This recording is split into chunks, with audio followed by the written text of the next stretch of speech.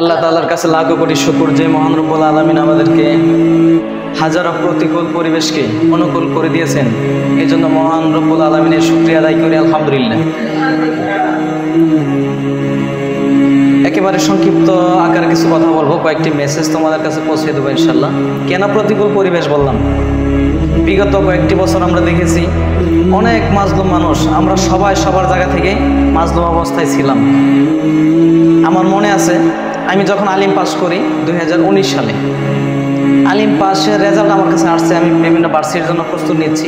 সেই সময় আমাকে একেবারে ঘুম থেকে ধরে নেওয়া যাওয়া হয়েছে, সেখান থেকে থানায় রাখা হয়েছে 2 দিন, সেখান থেকেই আমাকে কারাগারে দেওয়া হয়েছে।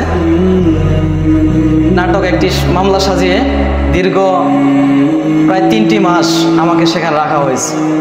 আমাকে 2 দিন রিমান্ডে রাখা হয়েছে। তারপর এভাবে চলতে থাকে। সেই বছর আমি কোনো বিশ্ববিদ্যালয়ে পরীক্ষা দিতে পারিনি। পরের বছর আমাদের শেরপুর কিছু ভাইয়েরা, তাদেরকে মিথ্যা মামলায় আটক করা হয়। তাদের সাথে আমরা 17 জন গ্রেপ্তার হয়েছিলাম, তাদেরকেও আরেকটি নতুন মামলা দেওয়া হয়। পরবর্তী বছরেও আমার আর বিশ্ববিদ্যালয়ে ভর্তির সুযোগ হয়নি। তারপর থেকে দীর্ঘ 5টি বছর প্রতি মাস আমাকে হাজিরা দিতে হয়েছে। তখন বোঝা গেছে পরিবেশটা কীভাবে গিয়েছিল।